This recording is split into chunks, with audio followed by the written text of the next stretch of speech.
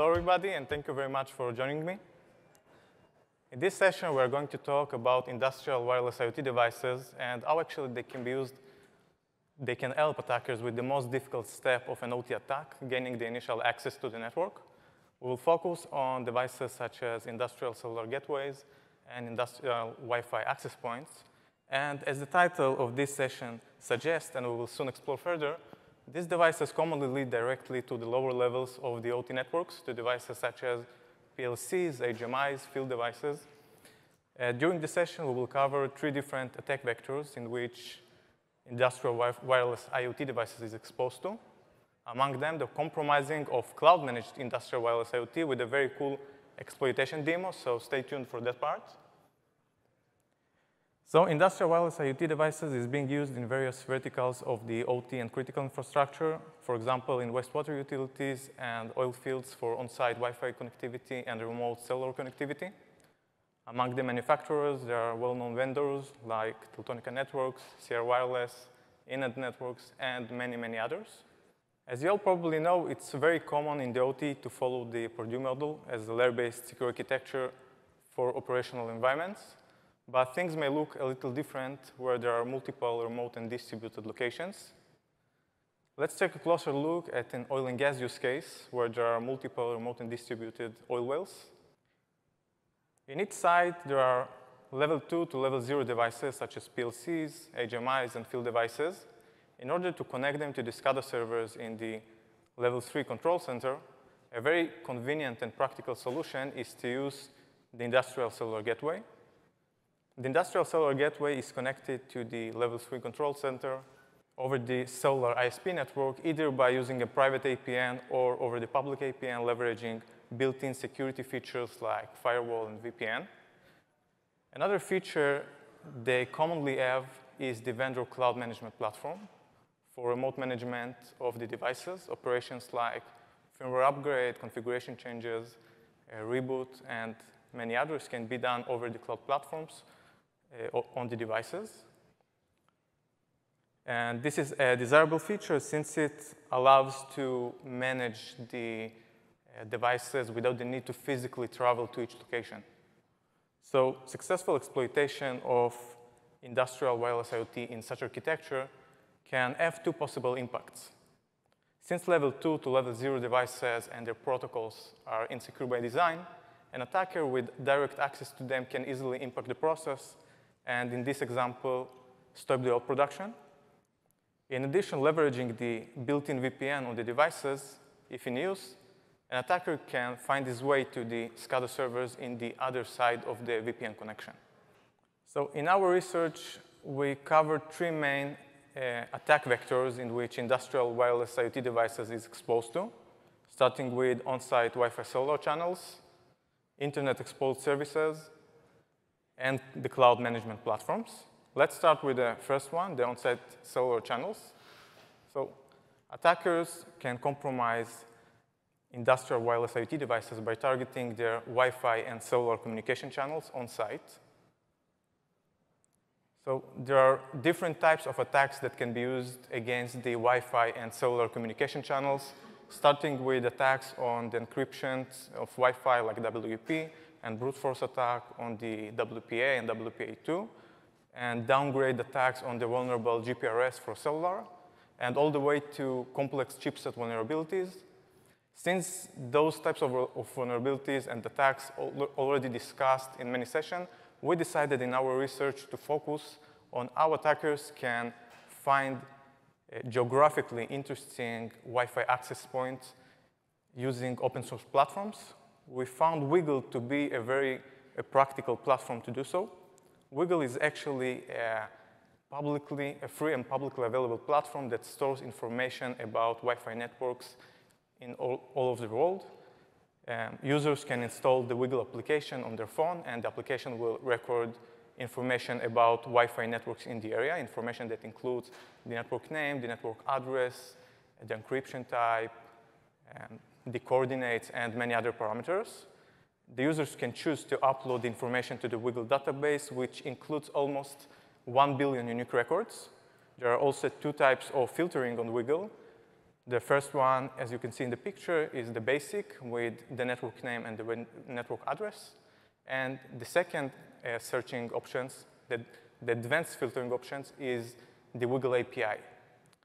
So we leveraged the Wiggle API, and we wrote a simple Python script that allowed us for filtering of results using two different searching methodologies. The first searching methodology is by the network name. We search for OT-related terms like process control, PLC, SCADA, wastewater, and many others. And we found a lot of results. For example, for the term wastewater, we found 300 results. And the second searching methodology is by the MAC prefix of the industrial wireless IoT manufacturers. For example, in this specific example, we search for the MAC prefix of ProSoft, a manufacturer of industrial Wi-Fi access points. And we found over 4,300 results. In this specific example that we found, we can see a multinational food manufacturing company using on one of their plants industrial Wi-Fi access points with the weak encryption of WEP. So let's take a look at a few examples that we found on Wiggle. In this first example, we can see a Teltonica network industrial cellular gateway with Wi-Fi functionality in an oil field. Because we have the coordinates, we found these photos using Google Maps and Google Street View. The second example is a substation. The third example is a wastewater treatment plant. And the last example is another manufacturing plant using industrial Wi-Fi access points of ProSoft. So actually, I don't know if attackers are really using this platform for any malicious activity, but it's interesting to know that Wiggle suddenly removed Ukrainian information from the database approximately a year ago when the war there first started. So let's move on to the second attack vector, the internet exposed services. Local services like web, SSH, telnet, and others could be exposed to the internet by mistake or by design. And remote attackers can easily find them using search engines like Shodan, Sensis, and there are many others, and compromise them using 1days, 0days, and the well-known vulnerability, the default credentials. So we decided in our research to focus on the web local interface of those devices. The local web interface, unlike other services such as SSH and Telnet, contains a lot of vendor-specific logic, which is often a preferred target for attackers. We will see in the upcoming example why. And in this specific table, we can see a list of different industrial cellular gateway manufacturers and the Shodan filter that we use in order to find the exposed local web services. You can see also just how easy it is to find them and the big numbers of exposed devices. For example, for the Teltonica network and CR Wireless. So during our research, we also found several remote code execution vulnerabilities in different local web services. One of them is the vulnerability in the Airlink family of devices in CR Wireless. The vulnerability is actually a bypass for a patch for previously found vulnerability by Talos in 2018. The relevant patch was removing a risky command argument using regex, but unfortunately, it didn't cover all the cases, and with slight modification, we managed to use the same vulnerability and get remote code execution on the device. Leveraging another feature on the system, we wrote a simple exploit that gives us a reverse shell on the device. Unfortunately, I don't have enough time to deep dive with you into the details of this vulnerability. If you want to hear more about it, you can talk with me or read the blog on the Authority website about this vulnerability. Let's move on to the third and last attack vector and the most critical, in my point of view, in my opinion, the cloud management platforms.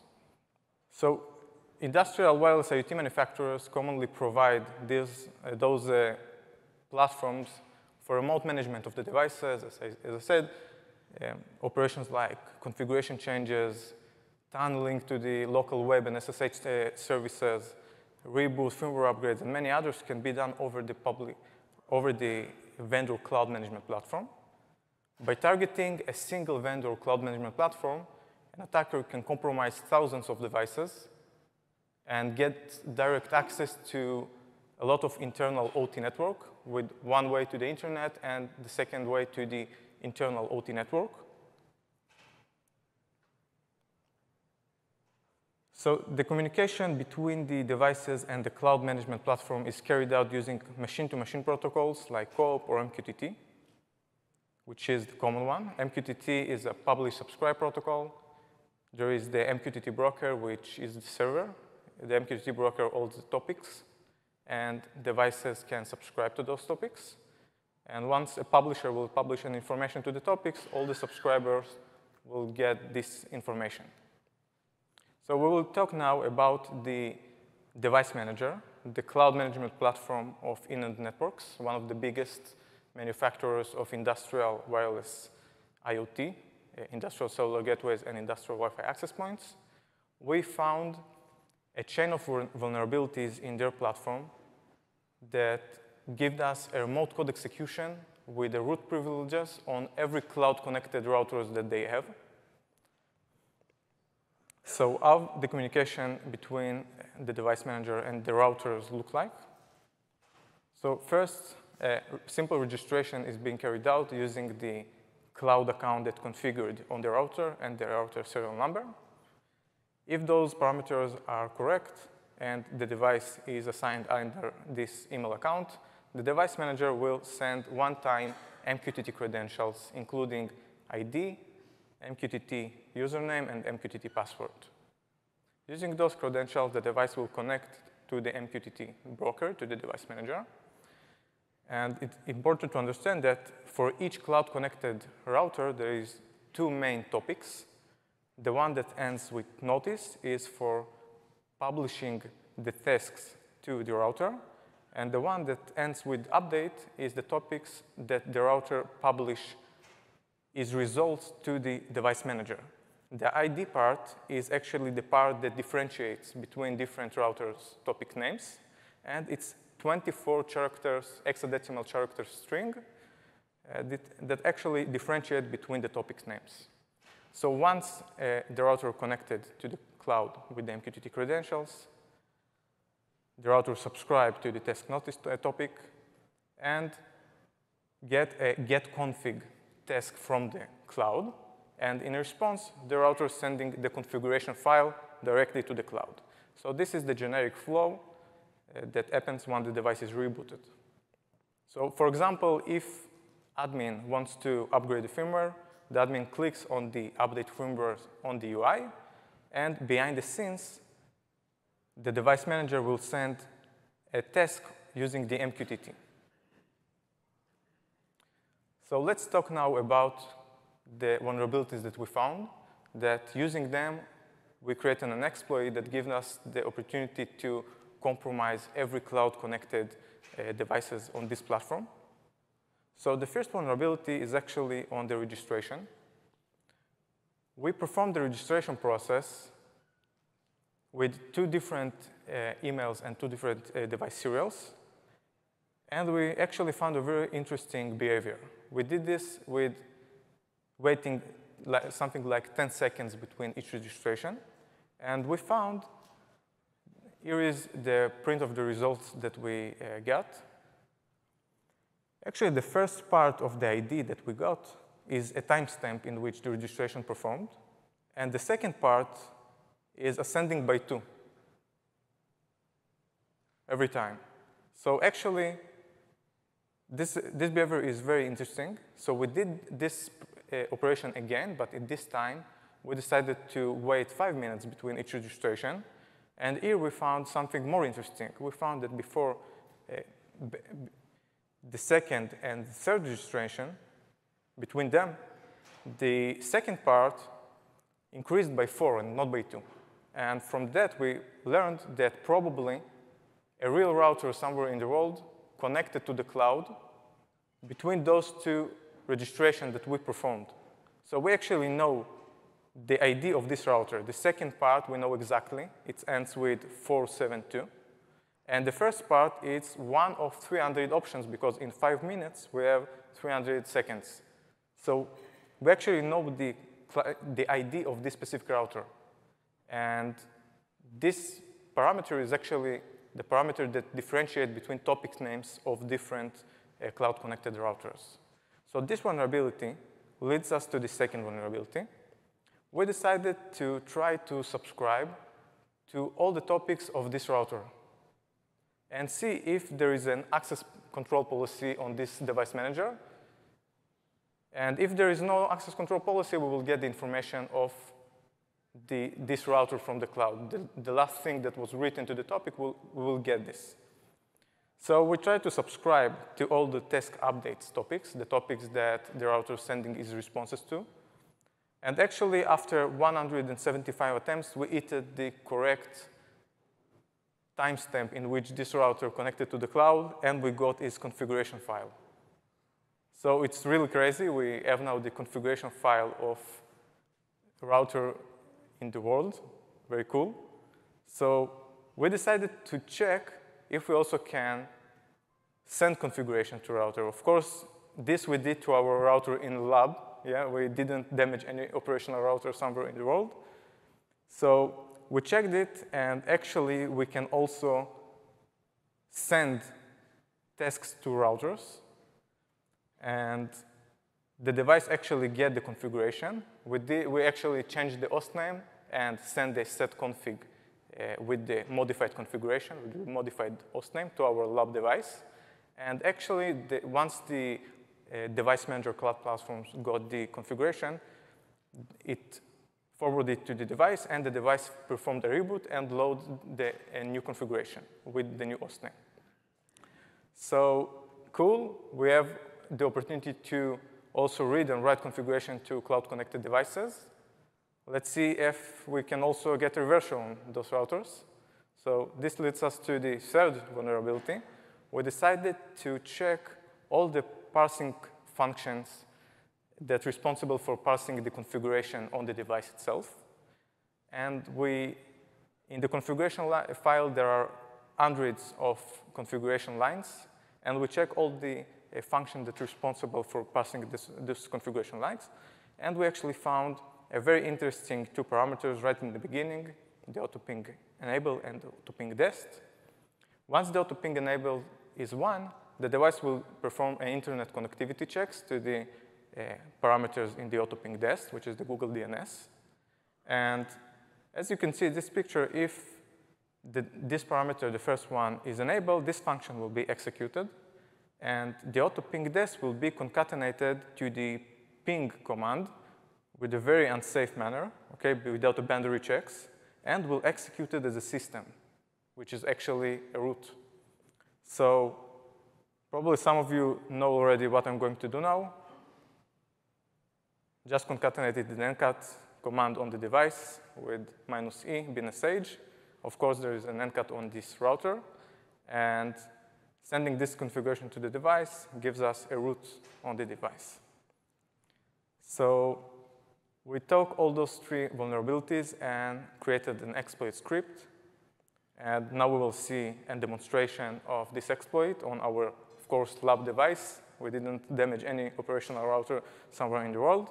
So in the left side, you can see the victim, and the right side, you can see the attacker. In the victim side, on the top, it's the local web service of the router.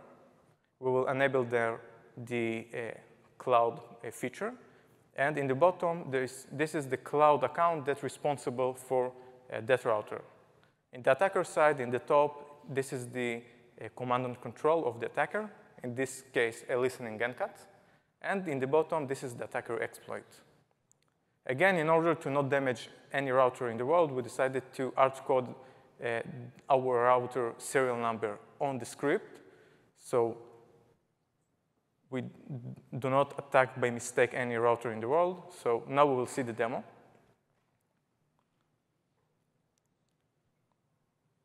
So here I am enabling the cloud management feature. And you will see in the bottom that the 0 will change to 1. Okay, the device is connected to the cloud now. Here I'm doing configuration fetching. This is the exploitation script, okay? I'm going to change the router name to pawn, and I'm going also to insert a reverse shell in order to the device will connect to my listening NCAT. So here I'm running the exploit, getting the configuration of the device from the cloud, injecting the modified configuration. You can see that the cloud forwarded this configuration to the device. The device performed a reboot in order to load the new configuration.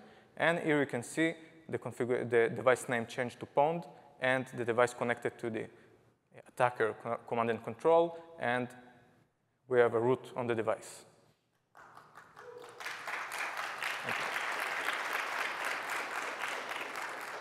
So just to understand, this is not a single example. We actually found serious vulnerabilities in other vendors as well, big vendors. And unfortunately, I can't share with you the information about this because it's still under responsible disclosure process. But you can follow us on LinkedIn or something, and we will share our findings there.